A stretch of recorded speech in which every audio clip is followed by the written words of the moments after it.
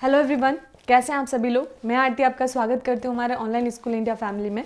And आज एक motivation मैं ये कहना चाहूँगी आप लोगों को कि लाइफ में एक जो जर्नी हम स्टार्ट करते हैं किसी भी चीज़ की हो, चाहे आप अपने करियर से रिलेटेड कोई चीज़ स्टार्ट कर रहे हैं, अपने कुछ गेम से रिलेटेड, अपनी हॉबीज से रिलेटेड कोई जर्नी स्टार्ट कर रहे हैं, तो मैं आप लोगों से एक ही चीज़ कहना चाहूँगी, उसमें हमेशा इंटरेस्टेड रहिए। देखिए, कई बार ऐसे हर्डल्स होते हैं, कई सारी ऐसी सिचुएशंस हमारी लाइफ में आती है कि हम ये सोचते हैं कि नहीं, अब थोड़ा रिलैक्स कर लेते हैं, उन चीज़ों को डिले कर देते हैं। तो ये चीज़ हमारे लिए बहुत ज़्यादा मैं कह सकती हूँ कि बहुत ज़्यादा आपको लॉस कर सकती है, क्योंकि ज़िंदगी में टाइम सभी को इतना ही इक्वल ही मिलता है। तो अपनी एनर्जी को उसी जगह पे लगाइए जहाँ एक्चुअली उस एनर्जी की नीड है। कई बार हम हमारे माइंड में काफ़ी सारी नेगेटिविटी थॉट्स लेके अपनी टाइम को ऐसे ही वेस्ट कर देते हैं और फिर हम रिग्रेट करते हैं, अफसोस करते हैं। तो प्लीज़ आप अपने एनर्जी को उस जगह पे लगाइए जहाँ एक्चुअल में उस एनर्जी की नीड है। यही चीज़ मैं आपको 2 बार बोल चुकी हूँ, तो ये मैं स्पेशली चाहूँगी कि आप अपनी एनर्जी को वेस्ट ना करें। ज़्यादा गेम्स एंड मोबाइल या टेक्नोलॉजी से जुड़े हुआ बेहतर है, बट अपनी कंसंट्रेशन जो है, अपना माइंड जो है, हमेशा अपने गोल पे लगा के रखिए। चाहे चीज़ें आपके आसपास कितनी भी हो, लेकिन आपका फोकस्ड एक ही जगह पे होना चाहिए, योर टारगेट, जहाँ जिसको आप अचीव करना चाहते हो। और टाइम आज सबके लिए एक रेस बन चुकी है। हर कंपटीशन हो, हर चीज़ आपके लिए एक रेस के जैसे है। तो प्लीज़ आप उस चीज़ को हमेशा समझिए और उसकी वैल्यू कीजिए और टाइम के साथ ही अपनी चीज़ को अचीव करने की कोशिश कीजिए। सो आज हम बात करेंगे हमारे चैप्टर 12 की। बहुत ही ज़्यादा इंटरेस्टिंग चैप्टर है और स्पेशली थोड़ा सा टफ भी मैं कहूँगी, क्योंकि इसमें कॉन्सेप्ट बन रहा है। कॉन्सेप्ट ये जो है कॉम्पिटिशन लेवल पे भी बहुत ज़्यादा इंपॉर्टेंट है, क्योंकि इस पर बात की जा रही है क्लाइमेट की। क्लाइमेट इंडियन हो या चाहे वर्ल्ड फिजिकल ज्योग्राफी हो, उसमें सबसे इम्पॉर्टेंट चैप्टर होता है आईएएस की। जब एग्जामिनेशन की बात की जाए या यूपीएससी में जो भी एग्ज़ाम्स होते हैं, एंड स्पेशली जो पीसीएस के एग्ज़ाम्स होते हैं, उसमें ऑप्शनल्स में या मेंस में ये बहुत इंपॉर्टेंट टॉपिक रहता है। तो काफ़ी पीजी किए हुए स्टूडेंट्स के लिए भी कई बार ये दिक्कत कर देता है ये टॉपिक।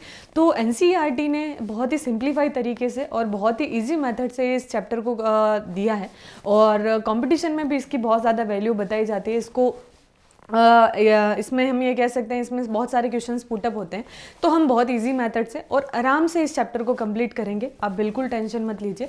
11th के पॉइंट ऑफ व्यू से मैं बात करूंगी और बहुत ही सिंपल तरीके से मैं आपको समझाने की मेरी पूरी कोशिश रहेगी। तो प्लीज़ आप इस जर्नी में मेरा साथ दीजिएगा। आपको कुछ इसमें डाउट्स रहते हैं, हालांकि डाउट्स बहुत सारे निकलेंगे, नो डाउट, इसमें कोई डाउट नहीं है कि आपको डाउट्स नहीं आएंगे, लेकिन मेरी कोशिश यही रहेगी कि हम एक एक डाउट्स पे बहुत ही आसान से आसान तरीके पे, आसान से आसान ट्रिक से उसको लर्न करें और उसको समझ के अपना माइंड सेट करें उस कॉन्सेप्ट को क्लियर करने में। ओके, सो हमारा जो है चैप्टर का नाम है विश्व की जलवायु एंड जलवायु परिवर्तन। तो एक जो जलवायु है, कैसी किसी परिस्थिति की दशाओं की बात की जाती है। विश्व की जब जलवायु की बात होती है, तो अलग अलग पूरे ग्लोब की जब हम बात करते हैं, पूरे पृथ्वी की जब हम बात करते हैं, तो अलग अलग क्षेत्र में कहीं महासागर होंगे, कहीं पे महाद्वीप होंगे। ये 2 ही क्षेत्र हमें दिखाई देते हैं। महाद्वीपों में बहुत सारे आपकी टोपोग्राफी आपको दिखाई देती है, महासागरों में भी अलग अलग प्रकार की टोपोग्राफी होती है। इनके आसपास के क्षेत्रों में कई सारी चीज़ें प्रभावित करती है। तो ये क्लाइमेट को सीधा ही कॉन्सेप्ट में नहीं दिया, इससे पहले हमने काफ़ी सारे बेस पढ़ लिया। तो अब हम क्लाइमेट को प्रभावित करने वाले कारक को अब हम निकाल सकते हैं कि हमें हमारी जो जलवायु है, सबसे पहले हम उस पर बात करेंगे कि जलवायु एक्चुअल में होती क्या है, और उसके बाद हम बात करेंगे इसको प्रभावित करने वाले कारक कौन से होते हैं।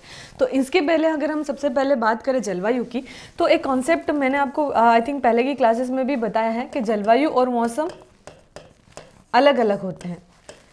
एक समय अवधि जो होती है, एक निश्चित समय अवधि में किसी क्षेत्र के तापमान को, दाब को, वहाँ की आर्द्रता को और वहाँ के वायु के वायु क्षेत्र को और उसमें होने वाले परिवर्तन के आधार पर क्या निकाला जाता है, आपका जलवायु निकाला जाता है। ये एक समय अवधि होती है। हम ये नहीं कहेंगे कि 1 दिन की या 2 दिन की गतिविधि के आधार पर जलवायु डिसाइड कर ली जाती है या जलवायु को नाम निश्चित कर दिया जाता है उस क्षेत्र का, बिल्कुल नहीं। ये एक क्षेत्र, एक प्रोसेस होता है। 10 से 15 साल या उससे भी ज़्यादा का समय हो सकता है, 25 साल या एग्जैक्ट मेजरमेंट अगर हम निकालें, तो उसके बाद की जलवायु उस क्षेत्र की डिसाइड की जाती है। और स्पेशली इसमें कई सारे हम ये कह सकते हैं कारक होते हैं जो इसको प्रभावित करते हैं। मौसम क्या होता है? मौसम आपका एक कह सकते हैं हम एक रेगुलर बेसिस पे जो दिन में होने वाली घटनाएं हैं, जैसे कि एकदम से हवाओं का परिवर्तन हो जाना, हवाओं का स्थितियों में परिवर्तन के वजह से चक्रवात का उठ जाना, या फिर कई बार ऐसा होता है कि मौसम ना होते हुए भी बारिश का हो जाना, बादलों का गरजना, और शुष्क मौसम क्षेत्र में एकदम से अचानक से तूफान आ जाना। तो इन सारी परिघटनाओं के आधार पर हम किसी क्षेत्र के जलवायु को या हम किसी क्षेत्र के स्थितियों को जलवायु नहीं कह सकते, वो आपका मौसम कहलाता है, जो आपकी रोज की घटनाएं होती है। लेकिन जो आपका औसत मौसम होता है उसे आप जलवायु कह सकते हैं। जैसे कि हम भारत की बात करते हैं, भारत की जलवायु डिफरेंट होगी यूरोप की जलवायु से, क्योंकि यूरोप की गतिविधियां बिल्कुल डिफरेंट है। हम ये कह सकते हैं वहाँ पे बारिश ज़्यादा हो रही है, या वहाँ की जो जलवायु है वो आपकी शुष्क जलवायु नहीं है। हमारे यहाँ पे अलग अलग प्रकार की हमारी जो क्षेत्र है उपोष्ण कटिबंधीय क्षेत्र में आते हैं हम, तो हमारी उष्ण भी है और उष्ण और शीत दोनों का मिक्सचर पाया जाता है। तो काफ़ी सारे बदलाव, जैसे कि पश्चिमी राजस्थान, अगर हम पर्टिकुलर इंडिया की बात करें तो पश्चिमी राजस्थान की जलवायु अलग होगी और आपकी उत्तराखंड की जलवायु अलग होगी, आपकी दिल्ली की जलवायु अलग अलग क्षेत्रों की अलग अलग जलवायु होती है, उसको प्रभाव के आधार पर बांटा जाता है। तो ये है हमारी जलवायु। आज हम बात करेंगे कि जलवायु को बांटा किसने है। और देखिए जो भी भूगोल विज्ञानवेता हैं या जियोग्राफर जिन्हें हम कहते हैं, इन पे काम करने वाले रिसर्चर बहुत सारे हुए हैं। हालांकि हमारी जो ऑथेंटिसिटी मानी जाती है 3 ज्योग्राफर ने बांटा है। ज्योग्राफी को या फिर हम ये कहें जलवायु को बांटने के लिए प्रमुख 3 कारक है। एक तो अनुभव के आधार पर जलवायु को बांट देना, एक आपका जेनेटिक आधार पर जेनेटिक जो होता है, जिसका मतलब ये होता है कि उत्पत्ति के कारणों के आधार पर, या हम ये कह सकते हैं कि किस प्रकार से उत्पत्ति के कारणों के आधार पर हम कैसे जलवायु को बांट सकते हैं। तीसरा हमारा मात्रात्मक अवस्था हो सकता है या अनुप्रयोगात्मक जैसे कि स्थिति, जिसमें गणितीय या ज्यामितीय सांख्यिकी क्षेत्रों के आधार पर जलवायु को बांटा जाता है। तो ये प्रमुख क्षेत्रों के आधार पर जलवायु को बांटने का कार्य होता है। तो इसमें हम एक एक कॉन्सेप्ट पे बात करेंगे, जलवायु के प्रमुख चीज़ें कैसी रही, जलवायु को बांटा किसने, और जलवायु का अध्ययन के आधार पर कोपेन का जलवायु कैसा है। यही चैप्टर हमारा उस पूरे कोपेन की जलवायु के आधार पर निर्भर करता है। तो अब हम बढ़ते हैं हमारे कुछ पॉइंट्स की तरफ। मैं आपको कुछ नोट्स आपके साथ शेयर करूंगी, कुछ चीज़ें हम डिस्कस करेंगे ताकि हमारा वहाँ से कॉन्सेप्ट बन जाए। और जैसे कि हमारी रेगुलर हमारा यही टारगेट रहता है और इसी मेथड से हम स्टडी कर रहे हैं अब तक, कि हमने जो भी छोटी छोटी चीज़ें होती है एज अ नोट्स हम पहले से प्रिपेयर कर लेते हैं, फिर हम हमारा चैप्टर स्टार्ट करते हैं। सो बढ़ते हैं आगे। देखिए, जलवायु किसी बड़े इलाके का औसत मौसम एक लंबे समय से बना रहता है और यही हमारा जलवायु कहलाता है। मौसम क्या होता है? मौसम आपका किसी स्थान विशेष पर किसी खास समय में वायुमंडल की स्थिति, जैसे कि कारक प्रमुख हवाओं के ताप में, बादलों में कोहरा हो जाना, वर्षा हो जाना, अचानक से हिमपात हो जाना, ये सभी घटनाएं हमारे मौसम के आधार पर आंकी जाती है। तो मौसम आपका 1 या 2 दिन या रोज की होने वाली घटनाओं को कहते हैं मौसम। और हम आप जैसे कि एकदम से बारिश हो जाती है और मौसम अच्छा हो जाता है, तो हम ये नहीं कहते कि आज जलवायु अच्छी है, आज हम ये कहेंगे कि मौसम अच्छा है। तो यही मौसम और जलवायु में डिफरेंसेस हैं, आप याद रखिएगा। फिर हम कहते हैं कि जलवायु को हम बांटते कैसे। तो जलवायु को बांटने के लिए प्रमुख 3 उपागम हैं। एक आपका आनुभविक उपागम, एक आपका जननिक उपागम एंड आपका एक तीसरा है अनुप्रयुक्त या मात्रात्मक उपागम। मात्रात्मक भी कह सकते हैं मात्रात्मक। इसमें आपके सांख्यिकी, गणितीय, एक विशिष्ट उद्देश्य के आधार पर जिसको बांटा जाता है, और ये उत्पत्ति के कारणों का संगठन होता है कि उत्पत्ति कैसे हुई। जैसे कि हम कहते हैं कि इन होने वाले 10 से 15 सालों में, 20 सालों में एग्जैक्ट क्या हमें एक जैसी स्थिति दिखाई दी, उसके आधार पर उस क्षेत्र को हम जलवायु के आधार पर बांट देते हैं। एक कंटिन्यूटी के आधार पर जो जो परिवर्तन हमें देखने को मिले और सिमिलर कारण हमें देखने को मिले, उसके आधार पर हम जलवायु को बांट देते हैं। 3 आपके जलवायु वर्गीकरण के प्रमुख कारण हो गए।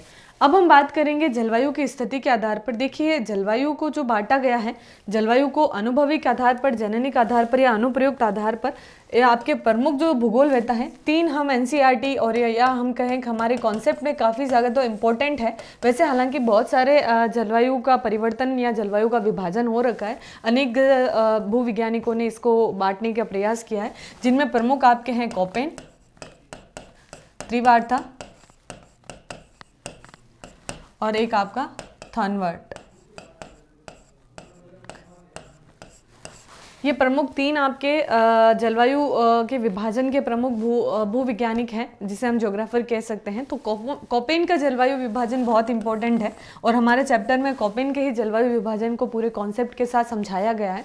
उसको हम इजी मेथड से समझेंगे और ये थोड़ा सा टफ भी रहेगा, बट आप रिलैक्स हो जाइए, एक एक चीज़ को आप कॉन्सेप्ट के साथ समझिए। सबसे पहले आप ये समझिए कि जलवायु क्या होती है, जलवायु के वर्गीकरण के प्रमुख कारक कौन से रखे जाते हैं, अनुभव के आधार पर जलवायु को बांटना, एक जननी के आधार पर जलवायु को बांटना। अनुभव क्या होगा कि जो व्यक्ति का अनुभव है, जो जिस आधार पर अनुभव के आधार पर वो वहाँ की जलवायु को मेजर किया जाता है, वो आपका अनुभविक होगा।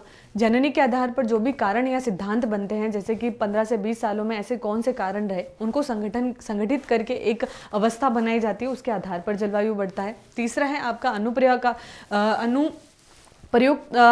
अनुप्रयोगात्मक या फिर हम इसे मात्रात्मक भी कह सकते हैं, यानी सांख्यिकी, गणितीय या एक विशिष्ट उद्देश्य के आधार पर जो तुरंत समाधान निकाल के एक निश्चित अवस्था में खोज की जाती है, उसके आधार पर हमारा ये जलवायु वर्गीकरण होता है। तो प्रमुख कारक कौन से रहे इसमें? अनुभाविक, जननिक और अनुप्रयुक्त। इसमें कई सारे भूवैज्ञानिक रहे, जिनमें प्रमुख आपके कोपेन, त्रिवार्ता एंड आपके थानवर्ट, इन तीनों ने ही इस अवस्थाओं को बांटने का प्रयास किया। हम अनुभविक के आधार पर या अनुभवों के आधार पर कोपेन के जलवायु सिद्धांत को डिटेल से डिस्कस करेंगे। सो बढ़ते हैं हम हमारे कोपेन के जलवायु की तरफ। कोपेन का जलवायु क्या कहता है, कोपेन की स्थितियाँ क्या कहती है? कोपेन का जलवायु जो है वो वर्गीकरण पद्धति के आधार पर अगर हम कहें तो कोपेन जो थे उन्होंने अनुभव के आधार पर इस सिद्धांत को बनाया। और कोपेन से पहले एक वनस्पति वैज्ञानिक थे, उन्होंने कुछ कॉन्सेप्ट रखे थे, तो उसके आधार पर उन्होंने एक चीज़ सोची कि हम ये कह सकते हैं कि किसी की क्लाइमेट का प्रभाव या किसी क्षेत्र की जलवायु को हम मेज़र कर सकते हैं वहाँ की वनस्पति देख के। आप खुद एनालाइज कीजिए, आप अपने आसपास के एरिया में देखिए कैसे आपको पेड़ पौधे दिखाई देते हैं, कैसे क्षेत्र की वहाँ की आपको वहाँ की वनस्पति आप देख सकते हैं। जैसे कि अगर हम राजस्थान की बात करें तो राजस्थान में आपको कंटीली झाड़ियाँ या मरुस्थलीय क्षेत्र में आपको कंटीली झाड़ियाँ दिखाई देगी, क्योंकि वहाँ पे जल नहीं होता। जल नहीं होता तो वहाँ पे वर्षा की मात्रा भी नहीं रहेगी, वाष्पीकरण की अवस्था नहीं होगी, वाष्पीकरण संघनन की ये सारी चीज़ें घटना घटित नहीं होगी, वर्षा की अवस्था नहीं बनेगी। तो वहाँ की वनस्पति क्या रहेगी? आपकी शुष्क मरुस्थलीय वनस्पति रहेगी। लेकिन जब आप वर्षा के क्षेत्र में आते हैं तो आपको जैसे कि सदाबहार वनस्पति, आप 0 डिग्री भूमध्य रेखा पर एवरग्रीन फॉरेस्ट देख सकते हैं, वहाँ वर्षा की अवस्थाएं अच्छी रहती है। तो आप वहाँ पे हम ये कह सकते हैं कि वहाँ की जलवायु क्या रहेगी? हम ये कह सकते हैं कि वहाँ की जलवायु थोड़ी सी नमी वाली जलवायु, आर्द्रता वाली जलवायु हम ये कह सकते हैं। लेकिन जैसे जैसे आप ध्रुवों की तरफ जाएंगे, ध्रुवों की तरफ भी कई ऐसे क्षेत्र होते हैं जहाँ शुष्क क्षेत्र रहते हैं, जहाँ बारिश नहीं होती, हिमपात वाली अवस्था रहती है। टुंड्रा वनस्पति आपको पता होगा, डेगा वन जहाँ पे पाए जाते हैं। तो अलग अलग क्षेत्र के आधार की वनस्पतियों को देख के उन्होंने एक चीज़ अनुभव की कि यहाँ की वनस्पतियों के आधार पर हम जलवायु को बांट सकते हैं या जलवायु के क्षेत्र में हम अंकन कर सकते हैं। तो इसके आधार पर क्या रहा? इनका अनुभव रहा। और दूसरा कारण क्या रहा? प्रमुख फैक्ट्स इन्होंने माना वनस्पति, किसी भी क्षेत्र के वनस्पति के आधार पर वहाँ की वर्षा होती। और वनस्पति किस पर निर्भर करती है? वनस्पति निर्भर करती है टेम्परेचर पर और वर्षा पर। जितना टेम्परेचर का प्रभाव उस पर रहेगा, जितना बारिश का प्रभाव रहेगा, वैसे ही वनस्पति ग्रोथ करेगी। तो अलग अलग क्षेत्रों में अलग अलग टेम्परेचर होता है, अलग अलग क्षेत्रों में अलग अलग वर्षा का लेवल रहता है। तो इन दोनों लेवल के आधार पर वनस्पतियों को बांटा गया और वनस्पति के आधार पर उन्होंने जलवायु का डिस्ट्रीब्यूशन कंप्लीट किया। तो ये रहा कोपेन का प्रमुख टारगेट। तो सबसे पहला अनुभविक पद्धति के आधार पर, 3 क्षेत्र के आधार पर इन्होंने इनका जो घनिष्ठ संबंध था जलवायु का वनस्पति के वितरण के आधार पर तापमान, वर्षा का माध्यमान बनाया गया। तो तापमान और वर्षा और वनस्पति, ये 3 इसके प्रमुख कारण रहे। इनको अनुभविक पद्धति के आधार पर इन्होंने वर्गीकरण किया, बड़े और छोटे अक्षरों के आधार पर। तो कैपिटल लेटर्स कुछ यूज किए उन्होंने क्षेत्रों को। देखिए, क्योंकि अगर आप किसी को सिंबल नहीं देंगे तो आप उसकी पहचान कैसे करेंगे? जैसे कि मेरा पर्टिकुलर नाम आरती है, तो मुझे मेरा नाम मिला है तभी मेरी ये पहचान है। नॉर्मली हम किसी को आइडेंटिफाई नहीं कर सकते ऐसे। तो इसीलिए इन्होंने भी कुछ सिंबल्स यूज किए, कुछ लेटर्स यूज किए, जिसमें कुछ उन्होंने कैपिटल लेटर्स यूज किए और कुछ स्मॉल लेटर्स यूज किए। तो कोपेन की स्थिति आप समझ गए। आप एक माइंड में कॉन्सेप्ट लेके आइए कि जलवायु सबसे पहले तो किसी दीर्घकालीन अवस्था मौसम की, वो आपकी जलवायु कहलाती है। और कोपेन ने जलवायु जो है वो अनुभव के आधार पर महसूस किया, जिसमें प्रमुख कारक उन्होंने क्या माना? वनस्पति के, किसी क्षेत्र की वनस्पति के आधार पर वहाँ की जलवायु का निर्धारण होता है। इसके आधार पर इन्होंने बड़े से छोटे अक्षरों के आधार पर 1918 में एक कॉन्सेप्ट दिया था, जो आपका कोपेन का जलवायु वर्गीकरण हुआ, और इसको बहुत सारा अप्रिसिएशन भी मिला, और बहुत सारा आज भी इसको हम क्यों स्टडी करते हैं, क्योंकि इसमें कई सारी चीज़ें ऑथेंटिक भी रही। हालांकि इसमें शोध भी हुए 1932 में, 1946 में इसमें शोध भी हुए, लेकिन एक लेवल एवरेज पे हम कह सकते हैं कोपेन की जलवायु का लेवल या कोपेन में बांटे गए सारे क्षेत्र ऑथेंटिक लेवल पे, या फिर हम एक तथ्यों के आधार पर भी इसको सही मान सकते हैं, इसीलिए इसको इंपॉर्टेंट माना जाता है। फिर इन्होंने 5 प्रकार के आधार पर 5 भागों में बांटा है प्रमुख, जैसे कि एक आपका वर्षा का भाग हो जाएगा और 4 आपके तापमान के आधार पर हो जाएंगे। तो 5 भागों में इन्होंने क्या किया है, जलवायु को बांटने का प्रयास किया है। तो ये रहा कोपेन के पॉइंट्स के आधार पर, आप समझ गए हैं। अब पांचों के प्रकारों को हम बहुत ही ईजी तरीके से समझेंगे। देखिए, आप एक माइंड में एनालाइज कीजिए, जब हमने पवने पढ़ी, हमने वर्षा पढ़ी, वर्षा के आधार पढ़े, वर्षा की पेटियों के बारे में हमने समझा, तो 6 वर्षा पेटियां हमने भी देखी थी। जलवायु जो पवनें चल रही, हमने 3 पवनों के आधार देखे थे, जो कोरियोलिस बल के साथ काम करती है, व्यापारिक पवनें, हमारी पछुआ पवनें और ध्रुवीय पवनें। तो इन्हीं का प्रभाव से ही हम ये कह सकते हैं कि हमारे स्थल खंडों पर और जलीय क्षेत्रों पर हमारे यहाँ पे हम ये कह सकते हैं कि जलवायु की दशाएं बनती हैं।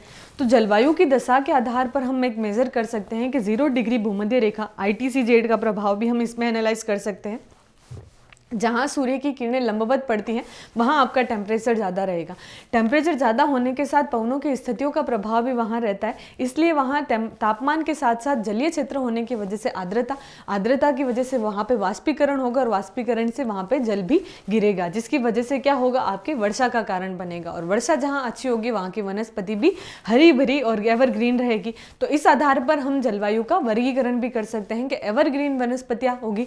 ध्रुवीय क्षेत्रों की तरफ जैसे जैसे आप बढ़ेंगे, आपका टेम्परेचर कम होता जाएगा। टेम्परेचर कम होने के साथ कई सारी अवस्थाएं बनेगी, कोरियोलिस बल का प्रभाव पड़ेगा, तो हवाएं क्या होगी, ऊर्ध्वाधर ना चलकर क्षैतिज अवस्था में बहना शुरू कर देगी, जिसकी वजह से भी कई सारे चक्रवात और प्रतिचक्रवात की स्थिति होती है। उच्च दाब के क्षेत्र, निम्न दाब के क्षेत्र, तो इन क्षेत्रों के आधार पर जलवायु को भी हम वर्गीकृत करते हैं। तो इसी के आधार पर हम पूरे 5 कॉन्सेप्ट को पढ़ेंगे बहुत ही डिटेल से आगे की नेक्स्ट क्लास में। आई होप आपको अभी तक जो हमने पढ़ा है अच्छे से समझ में आ गया होगा। इन्हीं चीज़ों को हम रिलेट करते हुए एक एक चीज़ों को आगे बढ़ेंगे। तो अब तक आपने एक मेजर, आपने कॉन्सेप्ट बना लीजिए, और नेक्स्ट की क्लास हमारी बहुत ही इंटरेस्टिंग रहने वाली है और थोड़ी इंपॉर्टेंट भी रहने वाली है। तो प्लीज़ नोट्स भी साथ साथ में प्रिपेयर कीजिएगा। मैं स्पेशली आपको आज ही बोल देती हूँ, अपनी नोटबुक साथ में लेके आइए, और जो भी आप पॉइंट्स मैं यहाँ पे बोल रही हूँ बहुत ही ईजी तरीके से करूँगी, क्योंकि सबसे टफ मुझे लगता है कि ये कॉन्सेप्ट अगर आपको एक बार में समझ में आ गया तो आपको कहीं दिक्कत नहीं करेगा, और फ्यूचर में भी आपको ये बहुत ज़्यादा हेल्प करेगा आगे के कॉम्पिटिशन लेवल के एग्जाम्स में। सो आप माइंड में सेट कीजिए कोपेन की थ्योरी। कोपेन आनुभाविक पद्धति के आधार पर, वनस्पतियों के आधार पर उन्होंने प्रकार बांटे और 5 प्रकार दिए, जो कि capital letters and small letter. Capital letters पे हम 5 प्रकारों की बात करेंगे, उन्हीं को वापस इन्होंने डिस्ट्रीब्यूट किया है छोटे के आधार पर छोटे कैपिटल लेटर्स में। तो बड़े लेटर्स के वनस्पतियों के नाम जैसे रखे गए थे, 4 प्रकार की हम वनस्पति मानते हैं, तो चारों तो वनस्पति के आधार पर हो जाएंगे। एक आपका ऊंचाई के आधार पर बांटा गया है, जिसको हम डिटेल से हमारी नेक्स्ट क्लास में पढ़ेंगे। आई होप आपको चीज़ें समझ में आ गई होगी। सो अपना ध्यान रखिएगा, एंड इसी एनर्जी के साथ नेक्स्ट क्लास में आइएगा। मिलते हैं हम हमारी नेक्स्ट क्लास में। Take care yourself, good bye.